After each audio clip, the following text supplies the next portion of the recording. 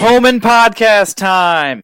That's right. A company resembling Binford Tools is proud to present a home improvement podcast. My name is Adam, and I'm joined by my co-host, Jordan. Jordan, we're up bright and early doing it this morning. How you feeling? Yeah, a special morning edition of the Home Impodcast. I'm feeling pretty good.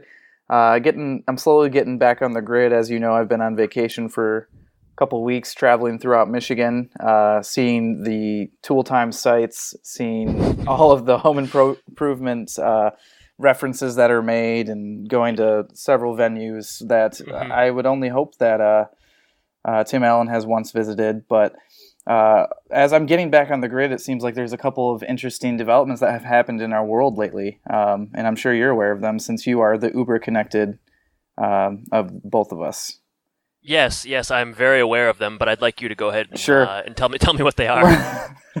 So I guess first we can talk about Pokemon Go, which seems to have taken the nation by storm. Mm-hmm. Yeah, I think it seems more appropriate. We're a few weeks late, I would say, on that. Are we? I don't know. Yeah. I mean, it seems so appropriate that on a home improvement podcast that we would talk about something like that, you know? Yeah. So I thought I might bring it up. It definitely ties in obvious ways. I mean, there's definitely parallels to be drawn between Pokemon Go and home improvement. What they are, we'll let the users kind of decide. But have you played or downloaded? I downloaded and played for about a minute, I would say. I caught a Charmander at my grandma's front yard, so that was pretty exciting. But here's my problem. I have run out of data for this month. Hashtag real talk. Yeah, so I'm not one of those unlimited data people. So I guess I ought to switch to T-Mobile or something. But what about you?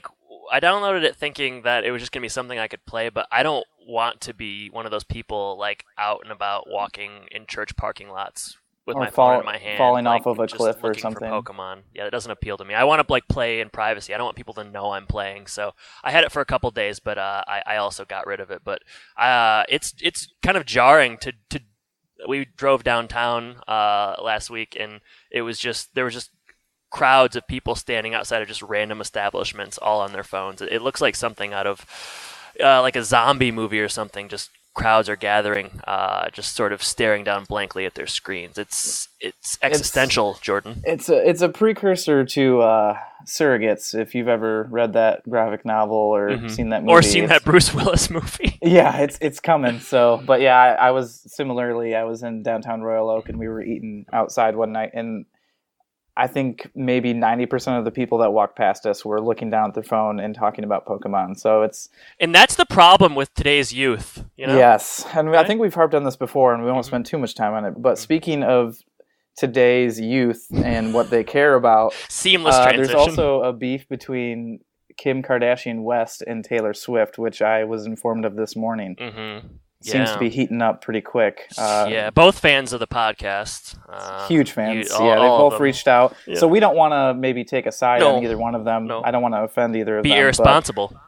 We're too close to the situation, really. Yeah. So I'm just so that our audience knows that we are on kind of the cutting edge. Yeah, we know what's going on culturally. Just because we're talking about home improvement episodes, from 1991, doesn't mean we don't know what's going on now.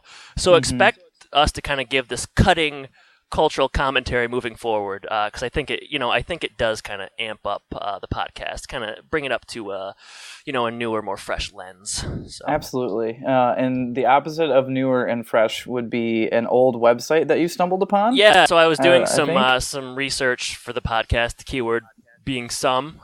There's not much out there in terms of home improvement online presence, but I did happen upon a website called hiarchive.co.uk, and I think we'll probably include that on the WordPress post. But it's a fan page. It was last updated in 2011, but it also could have been last updated in like 1997 or something. It looks very very outdated, but it has some really good information, interesting. So there's like family trees for the Borlands, for the Taylors, Jill and Tim's family. There's Words of Wilson, which is just various Wilson-isms. Salute to Tool Time. There's musical downloads. It has Binford Tools search key, so you could find tools used on the show. There's full scripts, synopsis, lots of photos, and even a mailing list that I think we should write a letter to and kind of see what that might yield. See if it gets returned to sender or not. But do you have a chance to check out the website, Jordan? Yeah, just briefly, as you mentioned it this morning, and I mean, like you said, there's a lot of good tidbits on there. I was shocked at how extensive the Wilson family tree is. I don't remember knowing that many about all these people, but that I'm excited to hear all of that play out on the episodes that we watch in the future. There was a guest book. Yeah, that's what I want to focus on that. So the guest book was closed, but the last post was 2013, and there's some good stuff on here. I want to first focus on Scott, September 7th, 2012. He wrote this in the guest book, which the guest book is really a message board. But I spent a lot of time looking for Binford tools for sale. I tracked one down and have had it in my collection for some time. The tool was given to Tim from Jill in the Christmas show special, 'Twas the Night Before Christmas. This makes the tool, which was a power inverter, a really unique piece. I've decided to sell this prop, but only to a true fan. Comes with certificate of authenticity, $4,000 USD. Email for more info. So Scott's got a Binford tool, but a hefty price tag on that, $4,000. Yeah. That's a bit out of my price range. A bit too rich for my blood, but maybe at the end of our podcast run, that's something that we could maybe run a campaign for, and all of the. Yeah, I'm gonna open sort of a donation page and see if we can raise $4,000 so we can get power inverter. It just seems right that maybe the community of Home Impodcast would own this tool at some point. Certificate of authenticity. So we're getting to work on that. It's real, so there's no way to forge that. Absolutely. No. Also, Brittany, December 8th, 2012, wrote in, "Hey, I was wondering what happened to the dress that Jill wore in Season 1 episode Offsides." So that's one we've reviewed. "It was really pretty. Like to get a hold of it, please. Email me, okay? Thank you. Love the show as well." So Brittany was looking for that dress some, I don't know, 21 years after the episode debuted. But Scott stepped in. He had some information. And on December 29th of 2012, Scott said, one of the costume designers was Valerie Lavin Cooper. She works for a company in Sherman Oaks, California called Criterion Group. You may be able to send an email to her and track your dress down. Good luck. Hope this helped. So people just making connections, helping each other out. Brittany wants a dress. Scott says, yeah, I can help. Also, it is the same Scott selling the power tool. Yeah.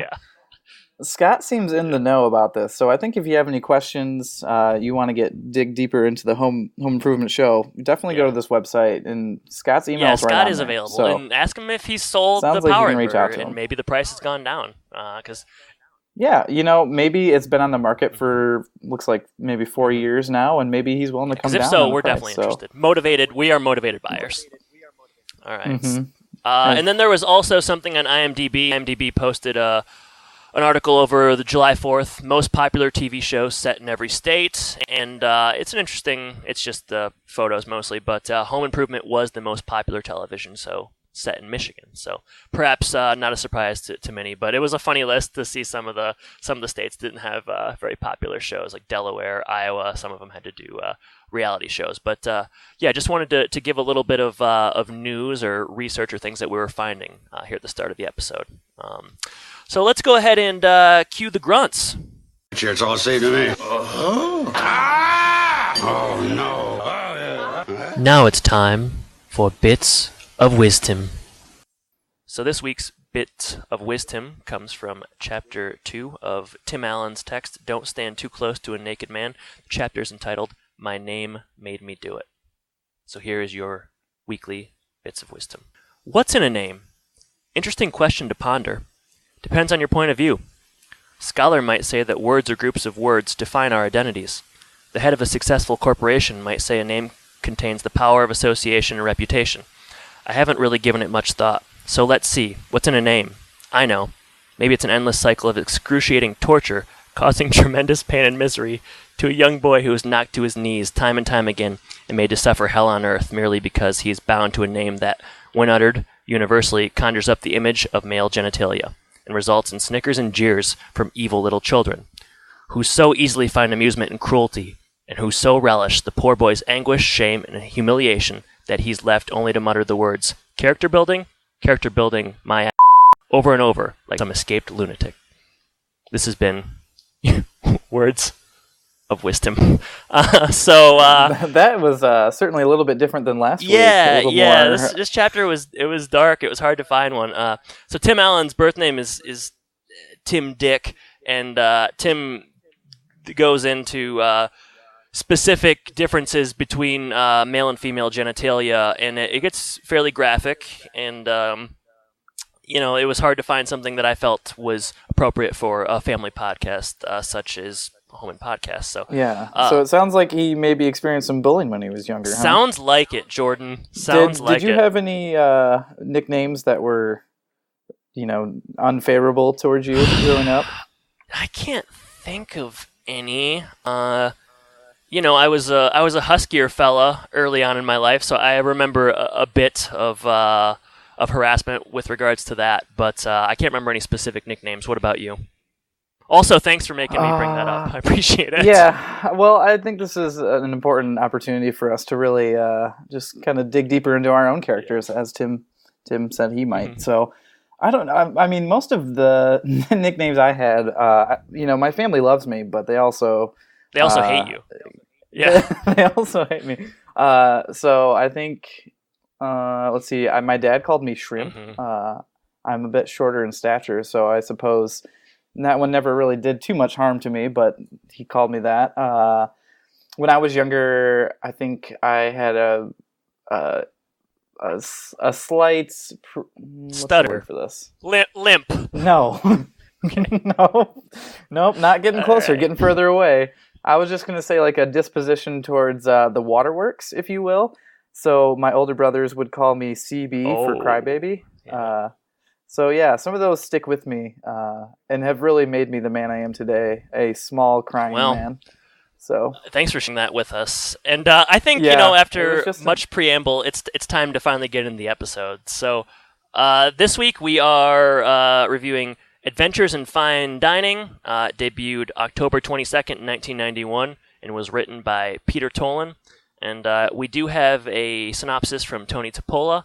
At home, when the boys manage to get the whole family kicked out of a pizza place because of their misbehavior, Jill points out that since Tim has encouraged the boys' bad behavior, he should be the one to teach them how to behave. On tool time, besides showing how to lay floorboards, Tim takes the time to give a speech about manners.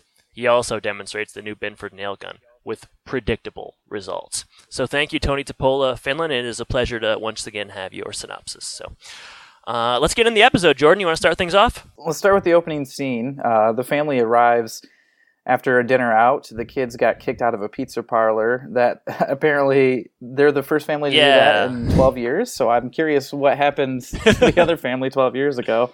But they went to Wacky Jack's Pizza Pagoda, which is a fantastic name. An establishment. Yeah. Great name. It sounds like what we would equivalent to Chuck E. Cheese. They have a clown that makes faces at the boys, causing some anguish for the clown, as I think it was Brad ripped off the clown's nose. Yeah, and he still has the nose in his pocket, so he pulls it out. A souvenir, if you will, from Wacky Jack's. Tim and Jill are obviously dismayed at this behavior, and they decide that the boys must write an apology letter, mail the nose back with it, I guess. So you might need some extra postage for that. And now they're going to head up to their rooms. And as they're going up to I just want to say that the boys are very messy as well. Like there's spaghetti sauce on Brad's shirt, so it looks like something very serious has gone on. They made a ruckus. He may have even punched the clown. It's intimated, So assault and battery by Brad. So, but even as they go up the stairs, Mark is. It comes out that Mark even poured salad dressing down the other. Was it the other boy's pants? Mark poured salad dressing down his brother's pants. I guess he was defending Wacky Jack. Perhaps. Maybe. Mark the narc doing what he does. Mm-hmm. So the boys head upstairs. Tim and Jill are still downstairs, and Tim wants to warm up the leftover pizza. Sort of, and this kind of harkens to what will happen maybe later in the episode and some of Wilson's thoughts. But he looks to me like maybe a Neanderthal or somebody. Yes. An ancient human specimen warming up the pizza over a gas burner. Yeah, Tim is doing like a caveman routine. It's physical humor, lots of grunting. They open the Wacky Jack's pizza, and I didn't understand this joke. Did you get it when they mention that it's mushrooms on the pizza, and then Tim says those aren't mushrooms? And yeah, what does I had that no mean? idea what he was referring to. Like, is that fungus? I don't know if it was like boogers or... That was weird. Yeah, so that one didn't land with us, apparently. Work. But so if any of our fans have any guesses of what the mushrooms were, we'd love to hear. I thought maybe like sausage, but that's not like gross. No, it doesn't make any sense. So yeah, Tim spears the pizza, and he turns on the burner and kind of, as if he's roasting marshmallows, he cooks the pizza over the fire. They began to talk kind of about the boys and sort of what they're going to do with them, how they're going to be punished. And Tim wants, where do they learn this stuff? They both wonder, and Jill says that, they're getting it from Tim because he's setting a poor example, and he's also sort of encouraging it.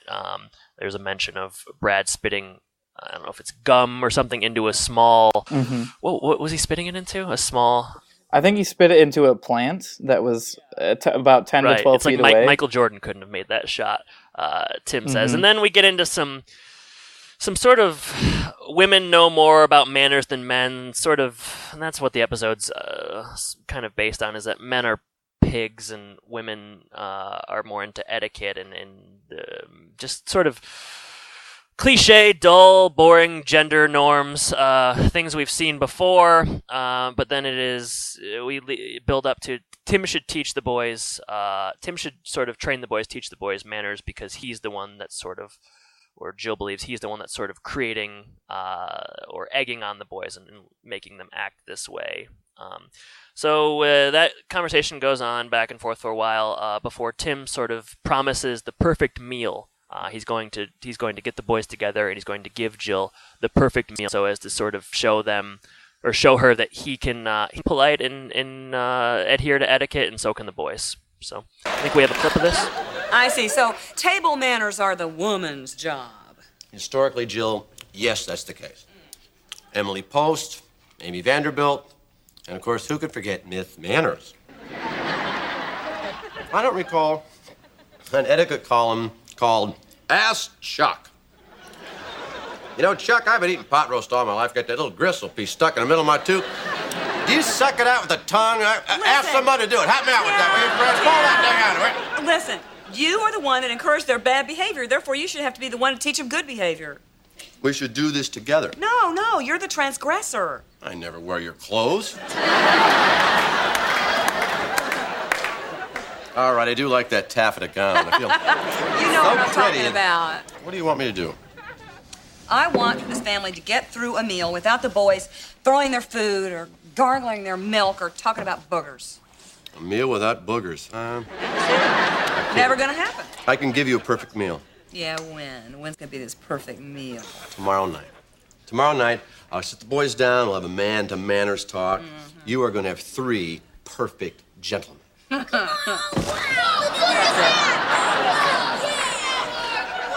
what is this? Where are you going? Brad and Randy threw my mattress out the window. That's it. I'm coming up there. Honey, you don't have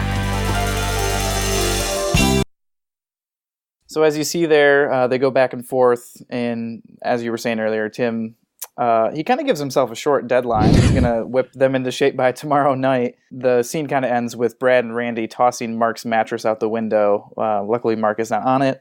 He's downstairs, but he was going to go sleep on the mattress outside. The boys are being real hellions this episode. I don't know what's gotten into them. It must have been a full moon or something, but it's not going well. Everything that they could be doing wrong, they are doing wrong.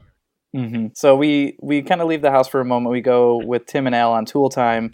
They are working on a subfloor, and you kind of get the normal stereotype of Tim and Al on tool time, where Tim is pretty awful at what he's doing, and Al is efficient and doing the job well.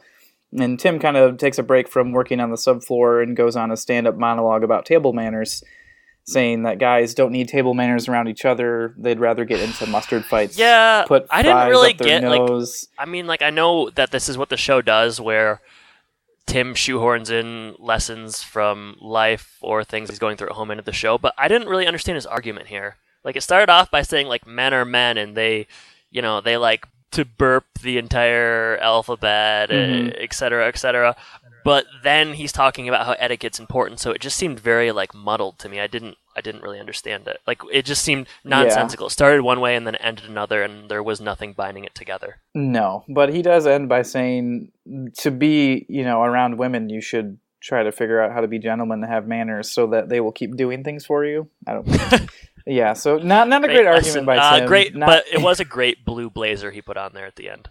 Really, that's true, and he has a great tie. Yeah, he looked really good. What he was saying made little sense, or just didn't. It really wasn't cohesive or coherent, but really strong blue. But jacket. when you look like that, it doesn't matter. It just doesn't matter what you say.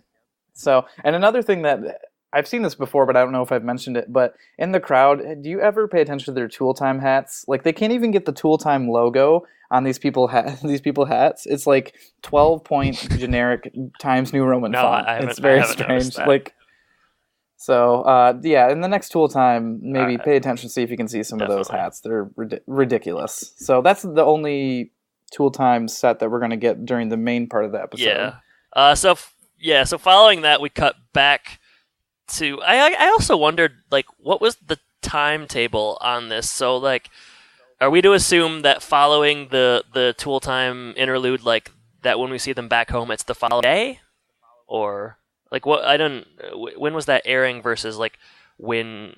I didn't really understand what was. Do you know what I'm talking about? Like, I didn't get it. Yeah, so I guess that's true, because I guess if you're thinking about the timeline of the episode, they come home that night. Yeah, I mean, that's kind of what we're here for. So they come home that night after getting kicked out of Wacky Jack's, and then the next morning you would assume he has to record the episode, the Tool Time episode. I don't know how long that takes. Maybe a 3 or 4 hour thing. Maybe I'm not sure. Comes home. Maybe the kids are home around 3 from school. And then teaches them. So he's got about 2 hours, 3 hours to whip them in I think we need to write Peter Tolan a letter using the address on hi.co.uk, because this just doesn't add up. Peter, add in one more day and everything's okay. But I guess regardless of whether or not it makes sense, chronologically or whatnot, we do return back home, and it's similar to the scene we saw before, which, again, confuses me. But Tim and Jill are downstairs alone, having a back and forth about Tim preparing the boys. He's got wood prepared for, like, rehearsal dinner. He's got blocks of wood. There's a meatloaf joke made, comparing the meatloaf to wood. Not so great. But then they raise the stakes a little bit. Jill talks about the one thing that she loves more than anything else in the world. And Jordan, what is that? Well, you would think it's laundry by what she does all the time, but it's actually opera. Opera, not again. Not again. And for the 5th time in the episode, in the series run, when opera's mentioned, Tim stops and just screams. I will see that again opera. Later. Yeah, they hate opera. So basically, and I don't know how this was going to be measured necessarily, but if Tim is unable to, refine the boys, they are going to get season passes to the Detroit Opera. And if not, then Tim's right. Is that the bet? Yeah, I suppose. I think it's implied that Tim will get something he wants, I suppose, if he's right. Yeah. But they don't actually say that. I think that's just kind of reading between the lines. There's some innuendo as well where Jill says she gets what she wants, and Tim says, I know what you want. And Jill quickly shoots that down, as she does. It says it's a consolation prize. It's a consolation prize. Another good quip from Tim Jill. is bad in bed. We are getting that loud and clear. So Tim, after being emasculated, goes outside to find Mark under a trash can. Apparently Brad gave him a quarter if he would smell the inside of a trash can, and then I suppose he got stuck there. That rang true, though. I feel like that's something that a sibling would do. No, offer a paltry amount of money and just say, like, hey, my sister used to say, if you can go get me something from the refrigerator in under a certain amount of time, that she would give me something, or that, if I could do it. Time me. Exactly. So that rang true to me. So yeah, he does that, gets Mark out of the trash can, and then briefly talks to Wilson, who is building a humane porcupine trap. Which kind of reminded me of the last episode where Tim goes over and asks Wilson if he has any humane traps. Coincidence? Probably. But probably. Just know, when you watch these episodes so closely together and you have to really pay attention, you pick up on small, seemingly insignificant things like that. Yes. So, and Wilson says, if you build it, they will come. Because Tim is unsure that there are any porcupines around. Yeah, no porcupines in Detroit. No, but right after that, it's a very short scene with Wilson, and we'll see him a little bit later. And Brad and Randy come home, and it's time for manners training. Tim gets them to sit around the table and kind of starts instructing them on what they're doing. And it takes maybe 2-3 seconds for the boys to start fussing around with their wooden blocks on their plates. Yeah, this is a.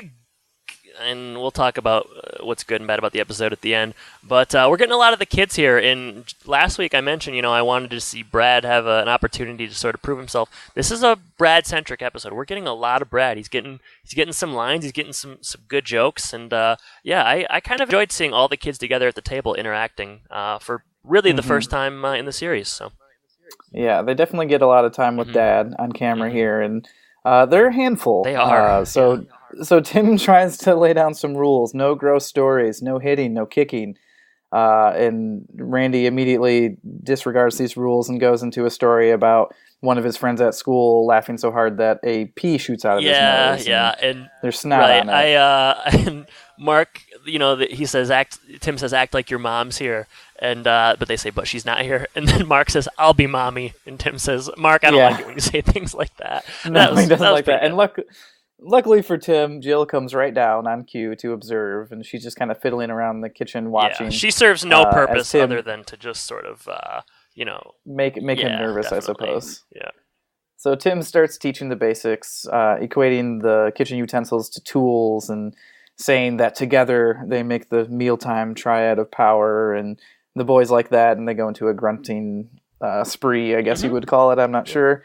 I like the rules that Tim starts to come up with, like chicken outdoors, use your hands. Chicken indoors, use your hands. And chicken outdoors, use your hands. Chicken indoors, use your knife and fork, and then sit up straight, elbows off the table. All of the generic manner things that have probably been taught to us one way or another. But then Brad asks, "What about a live chicken?" Who the hell do you hang out with, Brad? Which is that's the best line of the episode. Best line of the episode, right there between Brad and Dad. Sure. So the boys rat out Tim for cussing because there. He said did we want to play a clip of this? Yeah, let's go ahead and get a clip of Tim kind of getting worked over Just by the his basics, kids. quick. Tonight's dinner, do not eat with your hands. Well, what if we're having chicken? Chicken outdoors, use your hands. Chicken indoors, knife and fork. What about live chicken? A live chicken? Brad, who the hell do you hang out with? What? Dad's cussing. I'm not cussing. That's a bad word. It wasn't bad. Yeah, he said hell and damn. I did not say damn. Now you did.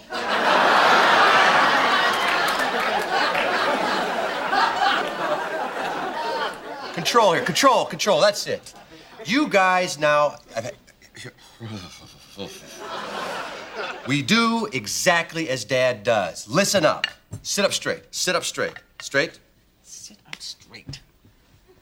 Elbows off the table, Randy. Randy, elbows... Stop that. Stop that. Stop that. Stop that. Stop that. Stop that. Stop that. Enough. Stop that. That's enough. Stop that. That's enough. Stop that. Don't repeat me. Stop that. That's enough. Don't repeat. Stop that. That's stop that. That's enough. Don't repeat. Stop that. That's enough. Don't repeat. Stop that. That's enough. Don't repeat. Stop that. That's enough. Don't repeat.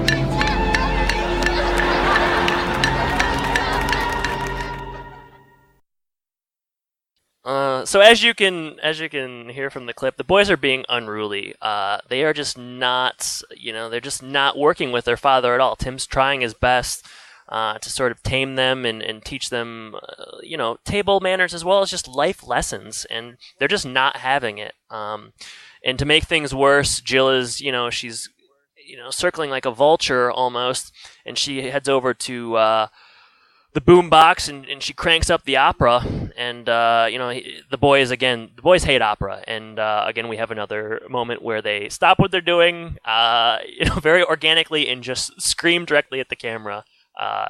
If we know anything about the Taylor men, it's that they hate opera. It's terrible. The worst thing in the world. But we cut outside again, and we get our actual Wilson scene, kind of the one that was they flirted with earlier. Wilson caught a cat with a porcupine trap. Fluffy. Fluffy. Use the cat's name, Adam. Sorry, yes, I didn't write that down. I guess I thought I could just remember it. No. It's a humane trap, so don't worry about that, cat enthusiasts. And then we get sort of Wilson's thesis statement, his general wisdom, and I think we'll play a clip of this. So how was the powwow with the boys about the table manners? Wilson, I don't know. Those kids sit down to dinner and they go nuts. Tim, the problem with your boys is they don't know how to channel their mealtime aggression. Mealtime aggression. See, Tim, primitive man was a hunter. He had an intimate relationship with his food. A lot of dating with wildebeest going on? No. I'm talking about a spiritual intimacy. They were at one with their meat.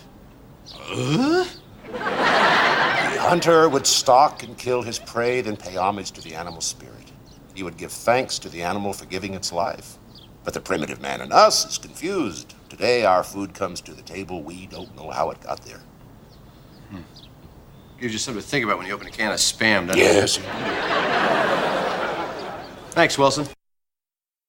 So as you can see in the clip there, Wilson's argument about the boys' unruliness is hearkening back to channeling their mealtime aggression. And how they used to do that is, men used to hunt and have to capture their food, kill it, and eat it. And now they're not really sure how the food ended up on their table, so they don't really respect it the way they should. And this struck me as perhaps like the weirdest argument that Wilson has had so far. Not the strongest that he's had. It didn't do much for me. It didn't. But I mean, Tim does take it. Of course he does, as he always does. Yeah, the Wilson argument.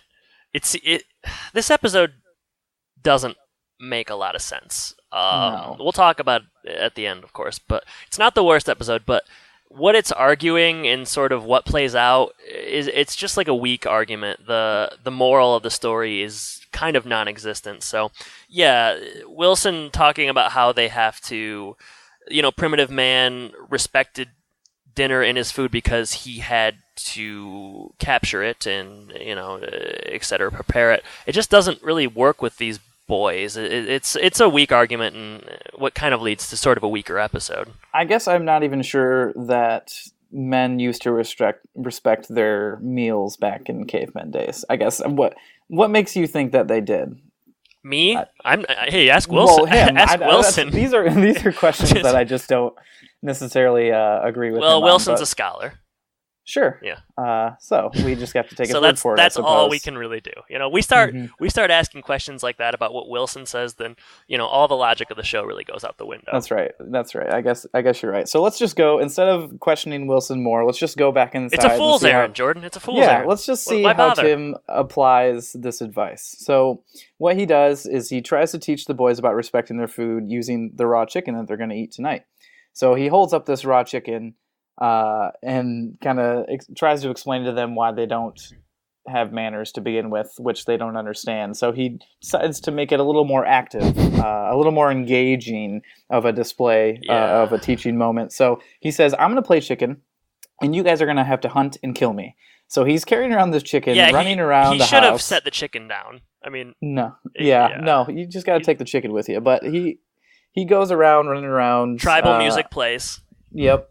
Everything that you would hope for. That you would hear on like moment. a '90s keyboard, like in the demo section. Very tribal music, lots of drums. Very historically inaccurate, probably, but nevertheless, it plays. And I also thought it was funny. His chicken to me sounded like an 80-year-old grandma for some reason. Yeah. I don't know why, but that's what it sounded like to me. So he's running around. He ends up outside, and the boys finally catch and start climbing on him. And he loses grip on the raw chicken, and it falls to the ground. Yeah, to the surprise of everyone watching, Tim does drop the chicken on the ground. I mean, that was like at the end of Sixth Sense when we find out Bruce Willis is dead the whole time. It was just a twist that really no one saw coming when Tim started running around with the chicken. Yeah, I'm sure this is where M. Night Shyamalan really started to get these sort of ideas. He cut his teeth on these early home improvement apps. So another fan of the podcast. Another fan of the podcast. So the chicken's on the ground, and Randy will not eat it. He's not interested. He says it's gross. Randy's a prima donna. He's a little bit of a prima donna, but this is perhaps the best line, the most, I don't know, the teaching moment of the episode. Tim says that's how I feel about your manners. They're gross. And manners aren't respect necessarily for your food, but for the people around you, which resonates with the kids. Why? I don't know. I don't know. It makes more sense to me than what Wilson says. Respecting the people around you and not being gross. It felt really unearned. The whole like the ending of the episode, the whole like argument just at the end with what happened. It just felt like really unearned. Like it didn't add up to what happened. The small pieces didn't form. It's more like an epiphany at the end, and the rest of it didn't really matter. Right.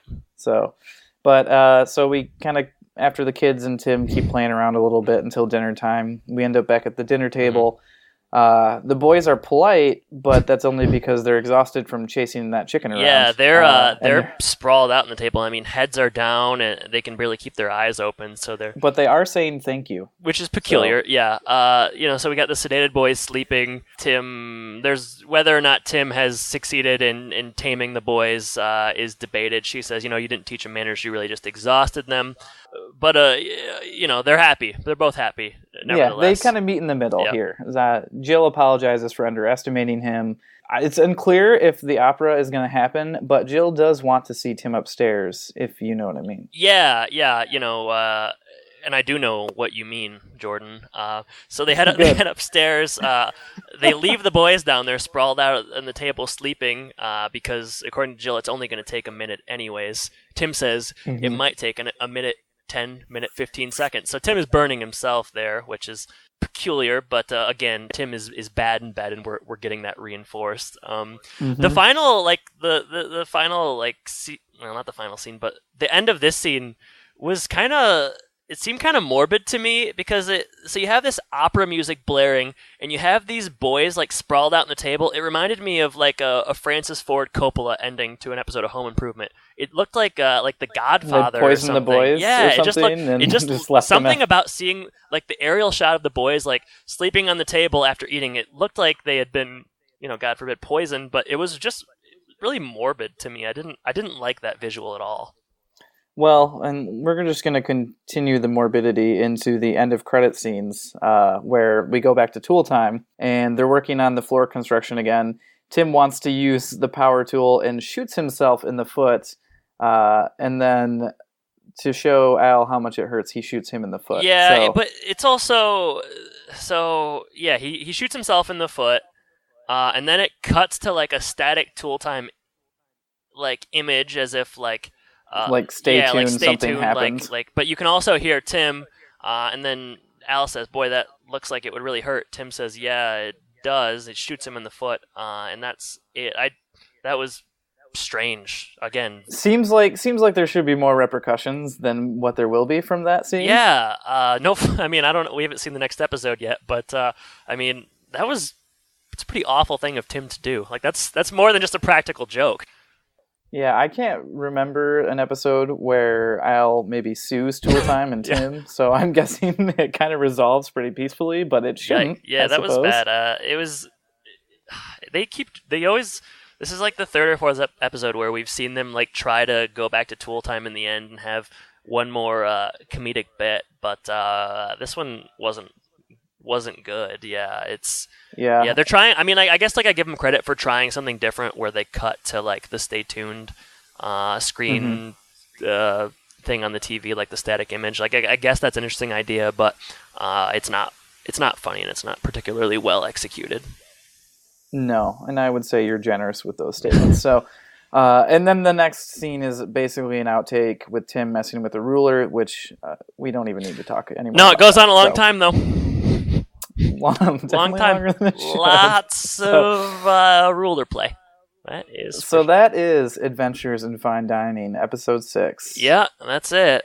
Do you want to just hop right into highs and lows? Sure. And thoughts? Yeah. So, focusing on the highs, Brad? Brad getting some more FaceTime? I guess it was good to see Brad get some dialogue.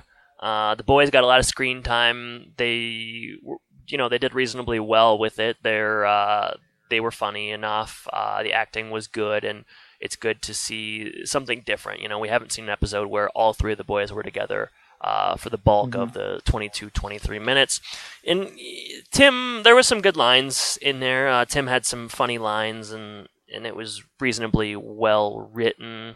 There were some funny moments that I liked in the details, like Wacky Jack's Pizza Pagoda. I thought was a pretty funny name, and the clown nose being ripped off of the clown was a good image in my head. And Wilson saying, if you build it, they will come for the porcupines. Just small things like that. Yeah. But the overall logic of like Wilson's advice and how it gets implemented. The thing is, I think it's a good idea for an episode. Like, I could see this episode, an episode where the boys are taught manners. Like I could see that being a good home improvement episode, but it just wasn't executed well. It seemed like they just spent so much time like building up to the actual moment where the boys sat down at the table and were being like taught that they didn't have any time to really do anything with it. Like, I feel like if you're gonna have an episode where the boys are taught table manners, you got to have like a montage. You got to have a moment where the boys get all dressed up and they comb their hair and they go down there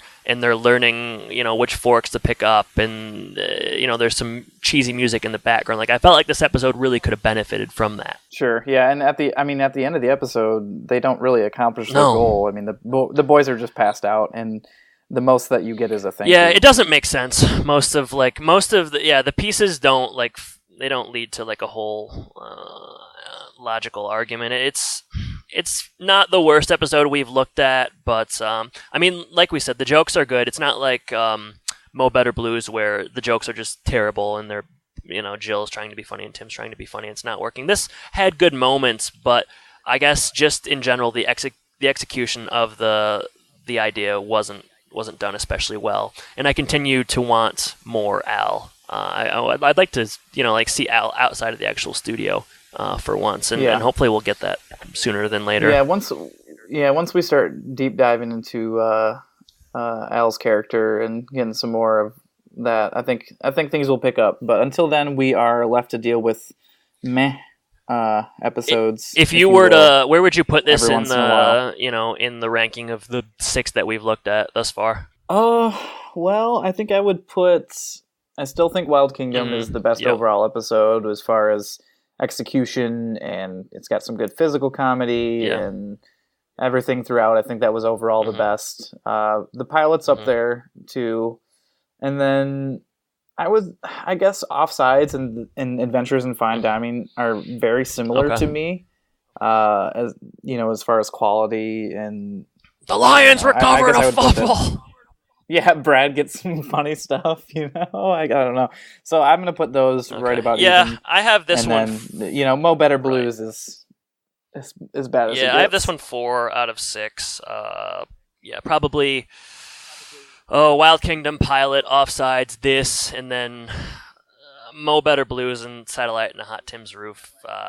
Truthfully, doesn't really matter. They're both very awful. But this is just this is middle of the road. It's fine. It's I guess for having like one plot point, which is the manners, it was pretty decent because I think some of the other episodes that we've liked have had 2 things going on at once, or just a little bit more to the plot than this. But it did okay, I guess. Yeah, it wasn't boring to watch necessarily, in a way that some of them have been. It was definitely better to talk about, but it's a fine effort, but you can't help but think that maybe they could have done a better job with the material or the general idea. Well, enough about our thoughts. Let's get some user reviews.